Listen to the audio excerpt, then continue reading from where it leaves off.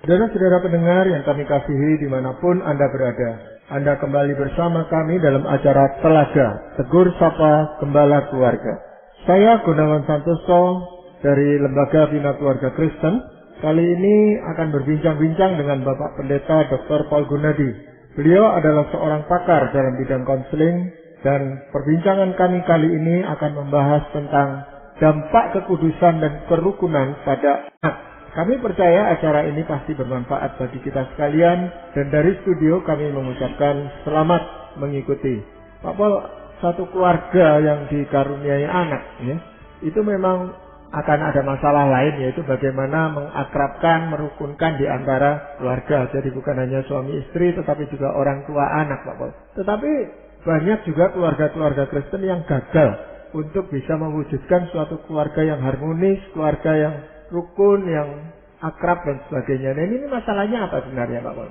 Memang ya nggak bisa enggak dalam pernikahan akan banyak ya rintangan-rintangan, akan banyak konflik yang mesti nantinya diselesaikan. Nah, kadang-kadang ya ada yang berhasil melewati fase-fase itu dan akhirnya bertumbuh dalam relasi, tapi ada yang mandek ya di dalam menghadapi konflik. Akhirnya konflik-konflik yang tak terselesaikan itu makin bertimbun menjadi sebuah masalah besar, sehingga akhirnya relasi orang tua atau suami istri menjadi renggang sekali. Nah, nggak bisa enggak, nah nanti itu akan menimbulkan dampak pada anak.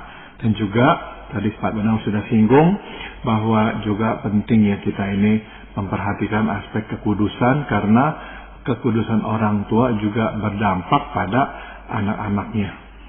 Yang Pak Paul maksudkan dengan kekudusan di sini seperti apa, Pak Paul? Jadi dalam pengertian kita memang berusaha ya untuk hidup menjauh dari dosa, hidup taat kepada firman Tuhan. Nah, memang dalam kasus-kasus yang ekstrim, kalau kita ini melabelkan tidak kudus seperti apa, misalnya adalah orang-orang yang mempunyai pasangan lain di luar pernikahan, terlibat dalam hubungan perzinahan, atau mungkin mempunyai perilaku atau kehidupan yang bergelimangan dosa, ya, menipu orang dan sebagainya. Nah, itu semua juga berdampak nantinya pada anak-anak. Jadi kekudusan dan kerukunan itu memang begitu penting untuk diwujudkan di dalam satu keluarga, terutama keluarga Kristen. Betul sekali Pak Gunawan. Jadi boleh dikatakan kekudusan dan kerukunan adalah tiangnya yang menyanggah keluarga supaya anak-anak bisa bertumbuh besar dengan sehat. Pak Paul, untuk lebih jelasnya, apakah Pak Paul punya contoh kasus yang nyata gitu, Pak Paul? Ada Pak Gunawan. Beberapa tahun yang lalu ya saya membaca cerita ini tentang seorang anak yang bernama Larry, ini di Amerika Serikat. Dia sebetulnya baru berusia 15 tahun, namun telah banyak yang dialaminya. Ibunya adalah pecandu narkoba, dan ayahnya tidak pernah hadir dalam kehidupannya. Pada usia 2 tahun, akhirnya dia diadopsi oleh sebuah keluarga, namun masalahnya berlanjut. Dia harus mengulang kelas 1 oleh karena masalah membaca dan bicara. Di rumah, dia sering menusuk-nusuk dinding di kamarnya dengan obeng, dan tidak jarang sewaktu diajak belanja di toko, dia mencuri. Nah, pada usia 10 tahun, Larry memberitahukan teman-temannya bahwa ia seorang homoseksual. Nah, informasi ini membuatnya menjadi sasaran cemoohan di sekolahnya. Namun, Larry bergeming dan malah makin agresif. Ia mulai ke sekolah memakai lipstick dan eyeliner, bahkan kadang ia berpakaian wanita dan meminta orang memanggilnya Leticia, nama perempuan. Nah, bukannya takut terhadap ejekan teman, ia malah makin berani ya mengeluarkan kata-kata menyudutkan teman prianya. Nah, akhirnya Larry ini mulai menyukai seorang teman prianya yang bernama Brandon, usianya 14 tahun. Ia lalu menyebarkan cerita bahwa sesungguhnya Brandon dan dirinya pernah terlibat relasi asmara, namun sekarang sudah putus. Ia juga pernah mengancam Brandon untuk bersikap lebih manis kepadanya, sebab bila tidak, ia tidak akan segan-segan membeberkan relasi asmaranya. Cerita yang sebetulnya tidak pernah terbukti. Nah, 2 hari sebelum hari kasih Valentine, Larry memutuskan meminta Brandon untuk menjadi kencangnya. Dan dia melakukan hal itu ketika Brandon tengah bermain bola basket dengan teman-temannya di sekolah. Sudah tentu perbuatannya itu memancing ledekan teman terhadap Brandon. Sesuatu yang sudah tentu memalukan dia sekali ya. Nah, pada hari Valentine, 2 hari setelahnya, Larry masuk ke kelas, mulai mengetik makalahnya di depan meja komputer.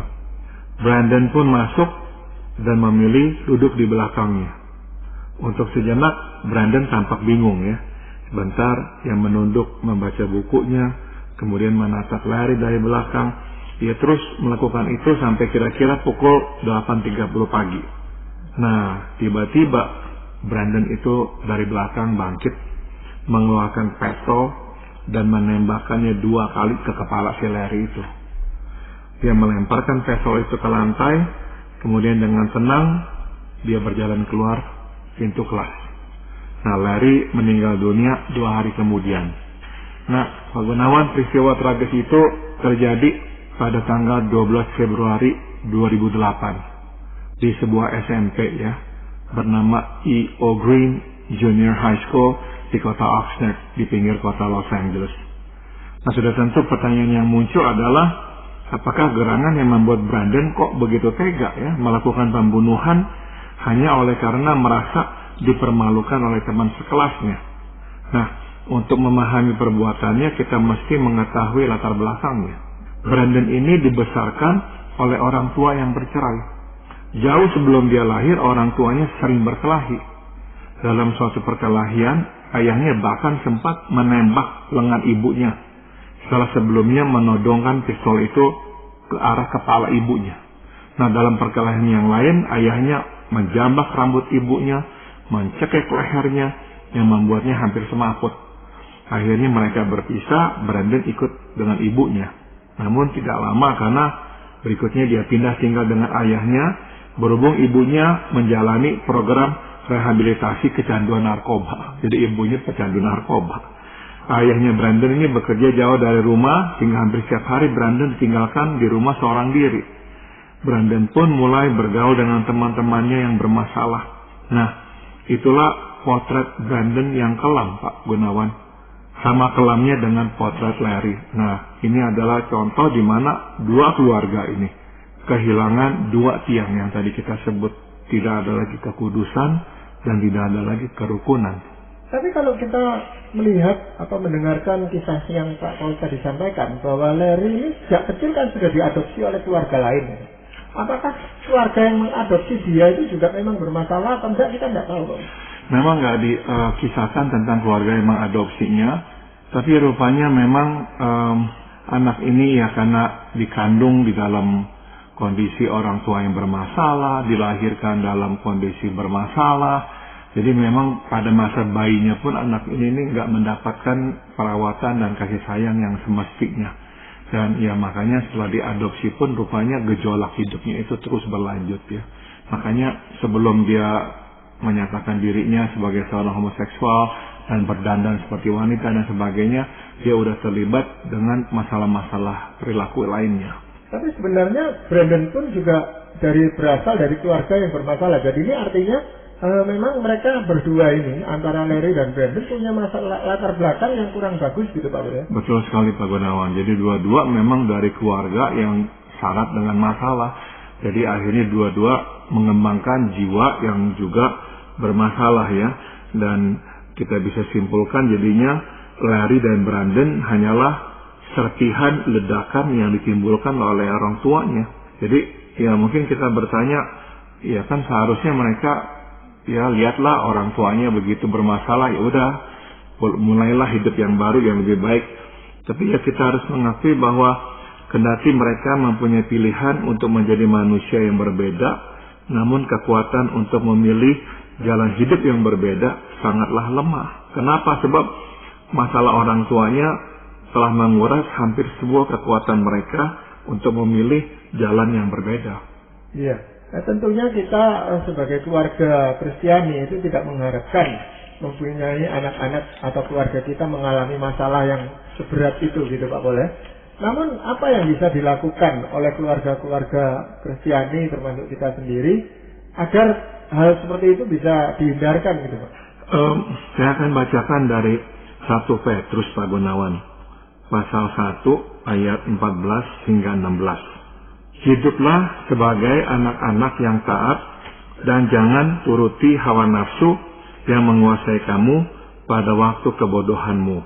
Tetapi hendaklah kamu menjadi kudus di dalam seluruh hidupmu, sama seperti Dia yang kudus yang telah memanggil kamu.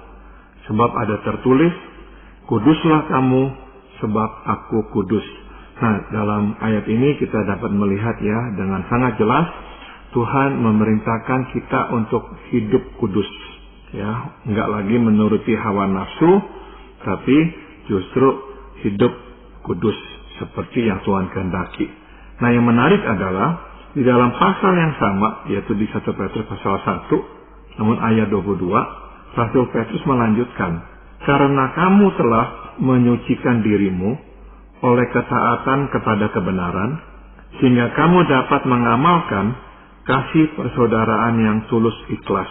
Hendaklah kamu saling bersungguh-sungguh, saling mengasihi dengan segenap hatimu. Jadi, pertama Petrus menasihati kita orang percaya untuk hidup kudus, tidak menuruti hawa nafsu. Berikut, dia menasihati kita untuk hidup saling mengasihi, dengan kata lain, hidup rukun. Nah, jadi kita bisa melihat dua hal ini begitu penting, sehingga Petrus harus memunculkan dua hal ini, hidup kudus dan hidup rukun dalam kasih, di dalam pasal yang sama ini. Nah, jadi kita juga mesti menerapkan firman Tuhan ini di dalam kehidupan keluarga kita. Nah, pengertian hidup kudus di sini itu apakah itu hanya sekedar berbeda dengan orang-orang yang belum mengenal Tuhan Yesus, atau ada pengertian yang lain? Nah, sudah tentu memang berbeda dalam pengertian kita nggak lagi melakukan dosa yang mungkin dulu kita lakukan waktu kita belum mengenal Tuhan, atau yang juga mungkin dilakukan oleh orang-orang di sekitar kita. Kita nggak lagi melakukan itu. Namun ya tidak cukup hanya kita nggak melakukan dosa, tapi kita juga harus melakukan apa yang menjadi kehendak Tuhan. Nah, yang menjadi kehendak Tuhan adalah yang tadi kita telah baca, kita harus mengamalkan kasih persaudaraan yang tulus ikhlas. Hendaklah kamu saling sungguh-sungguh, saling mengasihi dengan segenap hatimu. Jadi ada yang kita harus tanggalkan, ada yang harus kita kenakan. Yang kita tanggalkan hidup yang lama dalam hawa nafsu, yang kita akan kenakan adalah hidup dalam kasih persaudaraan yang tulus ikhlas. Nah, dua hal ini nih yang kita mesti lebih perhatikan dan tegakkan di dalam hubungan kita sebagai suami dan istri. Iya, dan rupanya perintah ini untuk secara keseluruhan gitu Pak Waleh, bukan hanya sebagian-sebagian, karena di sini ditekankan menjadi kudus itu di dalam seluruh hidupmu gitu Pak Waleh. Betul sekali Pak Gunawan. Jadi memang nggak hanya sepotong-sepotong, tapi dalam segala aspek kehidupan kita. Dan yang menjadi panutannya justru Allah sendiri itu dikatakan, kuduslah kamu sebab aku kudus gitu Pak Waleh. Seringkali kita kan membandingkan dengan orang lain. Saya masih lebih baik dengan keluarga itu, saya tidak melakukan ini itu gitu. Betul. Tetapi kalau sudah panutannya Allah sendiri, ya ini yang harus sempurna kekudusan itu berarti. Betul. Jadi memang dalam pernikahan kita ini nggak membandingkan diri dengan pasangan kita. Saya ini lebih baik dari kamu. Saya nggak begini, tapi kamu begini. Enggak. Jadi selalu acuan kita adalah Tuhan Yesus sendiri, karena panggilan kita adalah menjadi serupa dengan Kristus. Jadi bukannya kita ya bertepuk dada, kita nggak seperti pasangan kita, tapi kita harus menjadikan Yesus Tuhan kita sebagai patron. Nah, kita harus tambah hari tambah serupa dengan Dia. Demikian pula dengan mengasihi, dikatakan di sini saling mengasihi dengan segenap hatimu gitu Pak Waleh. Jadi ini memang sesuatu perintah yang mutlak gitu kan, saya lihatnya. Betul sekali Pak Gunawan. Jadi benar-benar bukan kasih yang setengah-setengah, dan bukannya kasih yang dicampur dengan hal-hal lain. Misalnya kebencian lah, iri hati lah, enggak ya, benar-benar sepenuhnya hati kita itu diisi oleh kasih terhadap pasangan kita. Iya. Nah sekarang apa dampaknya kalau kita hanya menekankan satu sisi saja dari dua itu Pak Paul, antara kekudusan dan kerukunan ya. Betul Pak Paul. Jadi kadang-kadang ya kita harus mengakui inilah yang kita lakukan Pak Gunawan. Kita hanya menekankan satu saja dari dua hal itu. Coba kita lihat ya, apa dampaknya kalau kita sebagai orang tua hanya menekankan kekudusan tetapi gagal membina kerukunan dalam keluarga. Nah, inilah dampaknya, yaitu kekudusan tanpa kerukunan berpotensi besar menciptakan kemunafikan yang pada akhirnya membuat anak menjauh dari iman yang melahirkan kekudusan. Suatu anak melihat kita hidup tidak rukun, bukan saja dia akan sukar menerima nasihat kita, tetapi juga ia akan cenderung menolaknya. Ya, nah jadi dengan kata lain, dia nggak bisa terima. Sebanyak apapun kita mencoba memberikan wejangan-wejangan rohani kepadanya, dia biasanya tuh nggak mau lagi mendengarkannya. Jadi kecenderungannya adalah dia akan memang mudah sekali melabelkan kita sebagai orang yang munafik, dan ini yang lebih parah, akhirnya dia bisa-bisa nantinya menjauh dari iman yang sebetulnya kita rindukan dia bisa miliki. Tapi kan kehidupan anak itu bukan hanya dibentuk oleh satu sisi yaitu keluarga gitu Pak Paul, kan ada banyak hal yang membentuk anak ini. Betul, jadi memang kita nggak bisa pastikan kalau sampai anak itu hidupnya akhirnya menjauh dari iman, itu dikarenakan anak melihat orang tuanya munafik. Memang tidak bisa, jadi ya ada pengaruh-pengaruh luar, dan kita juga ya harus mengakui anak mempunyai kehendak dan pilihannya. Namun kalau kita hidupnya memang nggak konsisten ya, menekankan kekudusan, hidup mesti benar, hidup jauh dari dosa, hidup mesti menyenangkan hati Tuhan, tapi kita ini berantem terus dengan pasangan kita. Nah, anak akan akhirnya ya susah sekali mendengarkan nasihat-nasihat kita, dan akhirnya nggak jarang dia justru meninggalkan iman yang kita ingin tanamkan kepadanya. Iya, yang anak lihat justru tidak adanya integritas di dalam diri orang tua itu gitu Pak Paul ya, baik ayah maupun ibunya. Jadi antara perkataannya dan sikap yang mereka tunjukkan terhadap anak ini berbeda sama sekali, dan ini membingungkan anak, bahkan membuat anak itu tadi jadi munafik yang Pak Paul tadi katakan. Betul, jadi anak memang mudah sekali akhirnya melabelkan orang tuanya itu munafik. Kok ngomong bisa tentang apa yang Tuhan kehendaki lah, apalah, tapi kok kehidupannya nggak pernah bisa rukun. Nah, jadi kalau saya bisa soroti itu kurang-kurangnya ada dua faktor Pak Gunawan, atau dua alasan kenapa anak akhirnya bisa mengecap kita munafik dan dia bisa menjauh dari iman yang kita ingin wariskan kepadanya. Yang pertama adalah anak menolak karena anak ingin melihat hidup kita rukun terlebih dahulu sebelum kita memberikan wejangan-wejangan rohani. Singkat kata, penolakan anak merupakan ungkapan isi hatinya yang ingin melihat kita orang tuanya membereskan masalah kita dan hidup rukun terlebih dahulu. Jadi seolah-olah mereka itu mau berkata kepada kita, ya tolonglah bereskan dulu masalahmu, baru perhatikan masalah saya. Sebelum kamu membereskan masalahmu, mohon jangan perhatikan masalah saya. Jadi itu kira-kira poin pertamanya. Poin keduanya adalah anak menolak karena anak menyimpulkan bahwa iman Kristiani ternyata kok tidak berdaya mendamaikan orang tuanya. Orang tuanya rajin ke gereja, rajin pelayanan, mempunyai kehidupan yang di mata orang sangat baik, tapi di rumah nggak pernah cocok, pasangan suami istri terus-menerus bertengkar.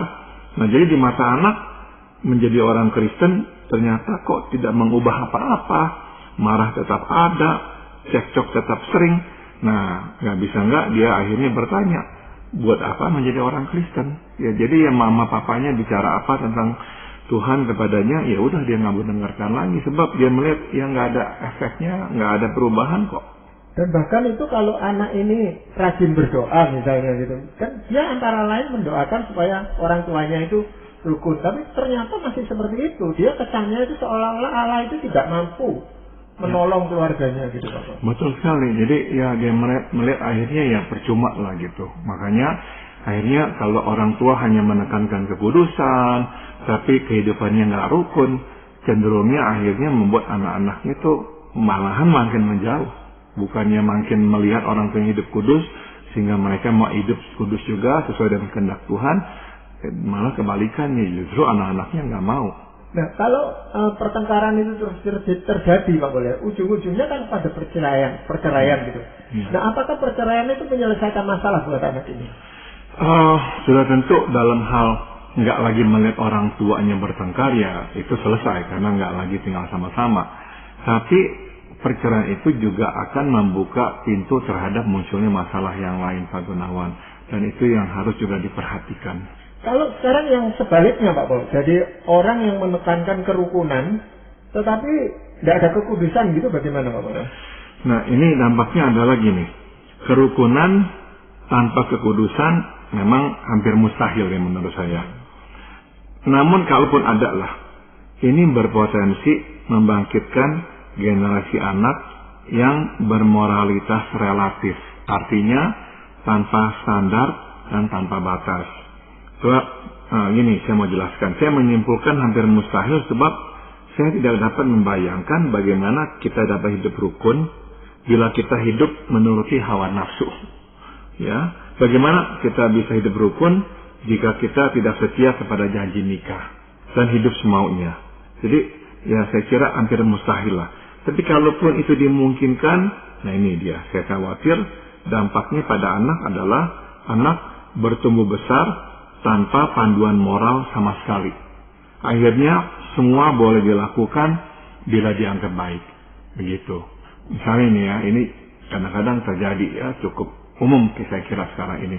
Ada orang tua yang sudah bercerai misalnya. Nah, akhirnya si anak tinggal dengan misalkan ibunya. Kemudian ibunya akhirnya bertemu dengan pria lain. Nah, ini pria akhirnya tinggal bersama dengan ibunya. Padahalnya ini pria bukan suami ibunya. Nah, ibunya berkata, saya ini cocok dengan dia ini cocok sama saya, kami nggak pernah ribut. Anaknya memang ya mengakui ya memang nggak pernah ribut lagi seperti dulu dengan ayahnya. Tapi sekarang udah tinggal sama-sama, padahalnya nggak diikat oleh pernikahan. Nah, ini contoh di mana kekudusan tidak ada, kerukunan ada. Apa dampaknya pada anak? Dampaknya adalah anak nanti akan berkata, oh kalau begitu ya pokoknya kalau menurut saya baik, ya udah saya lakukan. Nggak ada lagi standar moral. Sebab semuanya diukur dari pendapat kita pribadi. Ya, itu juga sering kali terjadi. Anak itu diajar untuk misalnya membaca Alkitab, rajin ke gereja gitu Pak Boleh. Tetapi juga mereka melihat keluarganya sendiri tidak konsisten dengan apa yang diajarkan atau yang dianjurkan ya kepada anak. Ini pun membuat anak itu lalu walaupun rukun di dalam keluarga itu, tetapi bisa tidak punya standar yang kuat gitu Pak Pol. Betul sekali. Jadi memang kerukunan sudah tentu sangat penting, tapi juga mesti ada kekudusan, karena kekudusan itu tuh memberikan pesan yang jelas kepada anak bahwa ada standar. Kita ini mengacu kepada firman Tuhan. Kita ini mau melakukan apa yang dikehendaki oleh Tuhan, bukan yang dikehendaki oleh kita, apa yang kita anggap baik. Nah, standar inilah yang anak harus miliki gitu. Ya, dan di situ unsur disiplin orang tua terhadap anak ini sangat penting gitu. Ya. Untuk menekankan kekudusan dan juga kerukunan dalam keluarga. Betul sekali Pak Gunawan. Jadi ya intinya kedua ini memang harus ada di dalam pernikahan ya. Kita mesti menegakkan kekudusan dan kerukunan dalam keluarga. Sebab kenapa? Lewat kekudusan anak akan melihat kekudusan Allah. Waktu anak melihat papa mama berdoa, papa mama jauh dari dosa, papa mama setia dan hidup takut akan Tuhan, anak akan juga melihat kekudusan Allah. Dan waktu anak melihat kita hidup rukun, nah anak melihat kasih Allah. Oh, ini nih kasih. Bukannya berarti orang tua atau kita nggak ribut, pernah ribut dan mungkin akan tetap ribut, tapi kita bisa menyelesaikan, kita bisa mengampuni, dan anak akan belajar, oh ini nih yang namanya kasih persaudaraan yang tulus. Pertengkaran mungkin terjadi, tapi yang penting setelah itu adalah saling memaafkan. Nah, betapa bermanfaatnya ya. Semua ini nih kalau kita bisa berikan kepada anak. Iya, tapi anak itu seringkali juga bingung gitu Pak Pol ya, dengan standar moral atau standar kehidupan yang harus dia jalani. Karena di rumah katakan itu sudah ditata, didisiplin apa yang boleh dikerjakan dan tidak. Tetapi di luar, misalnya di sekolah, di pergaulan, itu malah diperbolehkan gitu. Serba diizinkan gitu loh Pak Pol. Nggak bisa nggak, memang setiap anak, terutama pada masa remaja dan pemuda, mereka akan mengalami konflik ini Pak Gunawan. Dan ya kita harus berbicara fakta apa adanya. Ada kalanya anak berhasil ya berdiri teguh di dalam iman kepercayaan, memegang standar moral yang Tuhan tetapkan. Tapi ada kalanya anak ya terseret, akhirnya ikut. Dan ini sering terjadi juga ya, karena ya anak nggak selalu kuat dan anak juga mempunyai kehendak. Ada kalanya yang dia pilih adalah justru yang salah, yang berdosa. Tapi sebenarnya pengaruh keluarga itu tetap besar terhadap anak-anak itu Pak Pol ya? Sangat besar Pak Gunawan. Dengan kata lain, mereka itu tuh dengan diberikan kekudusan dan kerukunan, diberikan hambatan. Sehingga waktu air itu datang, arus itu datang, ada yang masih tetap menahan mereka. Ada yang bisalah mengikat mereka begitu. Meskipun tadi kita sudah bahas, ya tetap saja pengaruh luar dan pilihan pribadinya bisa saja membuat dia ingin melepaskan hambatan itu. Tapi dengan kita menegakkan kerukunan dan kekudusan dalam keluarga, seenggaknya kita memang memberikan tempat anak untuk berlabuh ya, ada tambatan. Iya, Pak Pol, sebelum kita mengakhiri perbincangan ini, mungkin Pak Pol bisa membantu kami dengan memberikan kesimpulan dari perbincangan kita ini, Pak Pol. Pada intinya adalah kita ini harus secara terencana ya, memikirkan bagaimana dapat membesarkan anak. Nah, ada dua tiang yang mesti kita ini tegakkan, yaitu kekudusan dan kerukunan. Sebab sekali lagi lewat kekudusan kita, anak akan melihat kekudusan Allah. Dan lewat kerukunan kita, anak akan melihat kasih Allah. Nah, inilah bekal yang dapat kita berikan kepada anak kita. Ya, terima kasih Pak Pol untuk perbincangan ini. Dan para pendengar sekalian, terima kasih Anda telah mengikuti perbincangan kami dengan Bapak Pendeta Dr. Paul Gunadi dalam acara Telaga Tegur Sapa Gembala Keluarga. Kami baru saja berbincang-bincang tentang dampak kekudusan dan kerukunan pada anak. Bagi Anda yang berminat untuk mengetahui lebih lanjut mengenai acara ini, silakan menghubungi kami lewat surat. Alamatkan surat Anda ke Lembaga Bina Keluarga Kristen atau LBKK, Jalan Cimanuk 56, Malang. Kami juga mengundang Anda mengunjungi situs kami di www.telaga.org. Saran-saran, pertanyaan, serta tanggapan Anda sangat kami nantikan. Dan akhirnya dari studio kami mengucapkan terima kasih atas perhatian Anda. Sampai jumpa pada acara Telaga yang akan